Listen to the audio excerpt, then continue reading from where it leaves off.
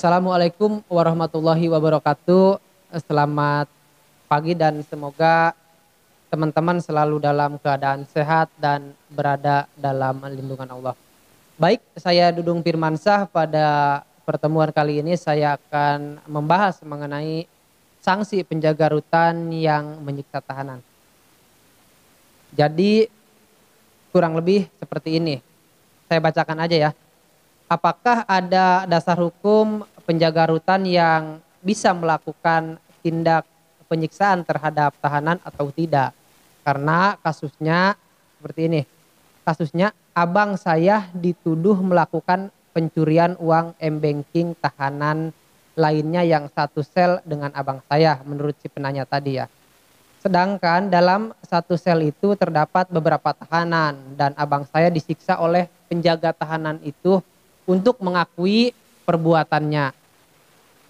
Dan yang membuat makin bingung kenapa dalam tahanan itu yang menuduh abang saya ini menggunakan handphone di penjara. Jadi si penuduhnya itu dia membawa handphone. Jadi mohon penjelasannya apakah bisa yang dilakukan penjaga tahanan ini tidak bertentangan dengan undang-undang dan apakah diperbolehkan seorang narapidana menggunakan handphone di dalam penjara.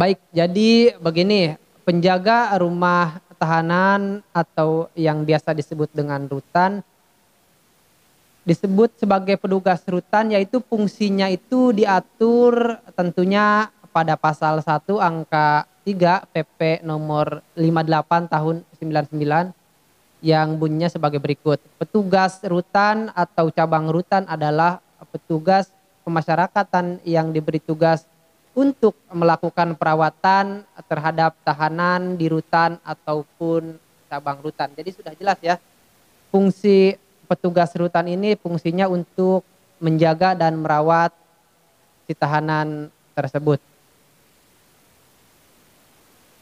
Nah, pegawai pemasyarakatan atau penjaga rutan sesungguhnya melakukan tugas dan fungsinya untuk melakukan pelayanan, bisa itu pembinaan terhadap warga binaan di rutan, sehingga tidak ada ketentuan hukum yang memperbolehkan oknum untuk melakukan hal di luar tadi. Contohnya untuk misalnya menganiaya dan lain sebagainya. Nah, khususnya melakukan tindak pidana kekerasan secara fisik ini diatur secara khusus pada pasal 4 Permen Kumham nomor 16 tahun 2011 yang berbunyi sebagai berikut. Setiap pegawai pemasyarakatan dalam melaksanakan tugas kedinasan dan pergaulan hidup sehari-hari wajib bersikap dan berpedoman kepada etika.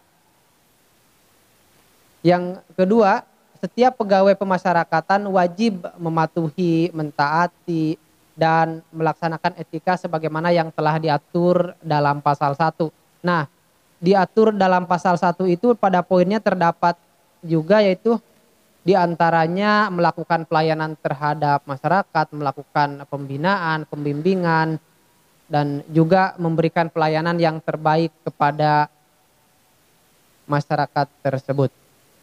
Nah, dijelaskan juga pada pasal 7 huruf A bahwa yang dimaksud dengan etika dalam melakukan pelayanan pembinaan terhadap warga binaan masyarakat itu sebagai berikut. Jadi yang pertama itu menghormati hak warga binaan pemasyarakatan. Jadi haknya itu apa saja, itu sebagai petugas rutan maka berhak untuk menjaga atau memberikan hak-hak tersebut. Yang kedua, menjauhkan diri dari segala bentuk tindak kekerasan dan pelecehan. Nah, jadi sudah jelas ya pada poin kedua ini bahwasannya tugas dari penjaga rutan itu untuk menjaga supaya tindak kekerasan dan pelecehan di dalam rutan tidak terjadi. Pada poin yang ketiga, menghormati dan menjaga kerahasiaan warga binaan, dan yang keempat, selalu ramah dan sopan kepada warga binaan. Nah, Sedangkan sanksi etika bagi oknum pegawai pemasyarakatan yang diduga melakukan pelanggaran kode etik tentunya diatur pada pasal 25 Permenkumham nomor 16 tahun 2011 yang berbunyi, pegawai pemasyarakatan yang melakukan pelanggaran kode etik dikenakan sanksi moral. Poin yang pertama. Yang kedua, sanksi moral sebagaimana dimaksud pada ayat 1 dibuat secara tertulis dan dinyatakan oleh pejabat pembina. Yang ketiga, sanksi moral dimaksud itu yaitu berupa pernyataan secara tertutup atau pernyataan secara terbuka. Dan yang keempat, dalam hal pegawai pemasyarakatan dikenai sanksi moral yang dimaksud pada ayat 3 disebutkan kode etik yang dilanggar oleh pegawai pemasyarakatan tersebut. Sehingga poin yang kelimanya itu, pejabat pembina kepegawaian yang dimaksud pada ayat 2 dapat mendelegasikan wewenang kepada pejabat lain di lingkungan sampai dengan pangkat yang paling rendah, tentunya sesuai dengan ketentuan peraturan perundang-undangan. Selain itu, oknum penjaga rutan yang diduga menganiaya terhadap orang yang tadi bisa dikenakan pasal berdasarkan pasal 351 KUHP yang berbunyi seperti ini. Penganiayaan diancam dengan pidana penjara paling lama 2 tahun, 8 bulan atau pidana denda paling banyak Rp4.500.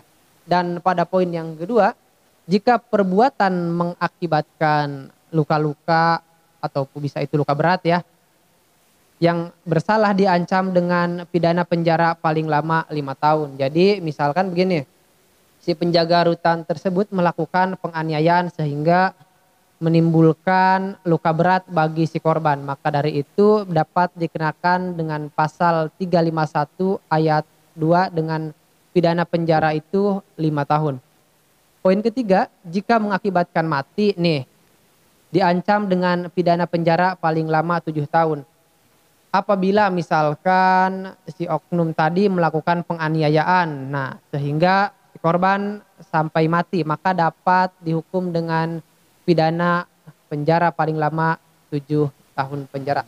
Poin keempat, penganiayaan disamakan sengaja merusak kesehatan ya, mungkin itu sudah jelas ya.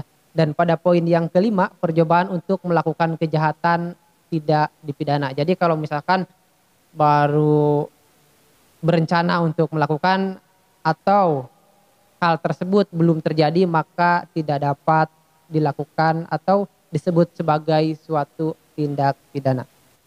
Nah, apabila telah mengalami perlakuan serupa, misalnya sudah berupa penganiayaan fisik kepada orang tadi, sebaiknya segera membuat pengaduan kepada pejabat rutan yang berwenang dalam melakukan pengawasan serta melaporkan kepada kepolisian terkait adanya dugaan tindak pidana penganiayaan yang dilakukan oleh penjaga rutan. Nah, adapun poin selanjutnya yaitu mengenai bagaimana si tahanan yang tadi itu menggunakan handphone. Jadi begini, larangan tahanan membawa handphone ya. Tata tertib berlaku bagi setiap narapidana dan tahanan yang berada di lingkungan rutan, melarang narapidana dan tahanan menggunakan telepon genggam atau handphone sebagaimana yang tentunya sudah diatur pada pasal 4 huruf J Permenkumham nomor 6 tahun 2013 yang bunyinya seperti ini. Setiap narapidana atau tahanan dilarang memiliki, membawa atau menggunakan alat elektronik seperti misalnya selain HP ya, bisa itu laptop, komputer, kamera dan alat perekam atau telepon genggam dan lain sebagainya. Nah, sehingga setiap tahanan atau narapidana tidak diperkenankan memiliki, membawa atau menggunakan alat komunikasi lainnya dalam lingkungan lembaga pemasyarakatan dan rutan. Melalui aturan tersebut, narapidana atau tahanan yang melanggar dapat dikenakan sanksi atau hukuman. Jadi sanksi bagi si narapidana tersebut yang menggunakan atau melarang yang telah disebutkan tadi, jika narapidana menggunakan handphone di lapas, yaitu si narapidana tersebut dapat dikenakan beberapa sanksi, di antaranya dia tidak mendapatkan remisi, tidak mendapatkan bebas bersyarat, dan hal lain yang itu didapatkan oleh narapidana lain yang tidak melakukan atau melakukan pelanggaran tadi. Jadi intinya abang saudara, maksudnya yang kakak si penanya tadi tanyakan, jadi apabila memang benar terjadi suatu tindak pidana penganiayaan sebagaimana yang telah dijelaskan pada pasal 351 KUHP, maka Anda dapat melaporkan kepada pihak rutan yang berwenang dan melaporkan kepada pihak kepolisian.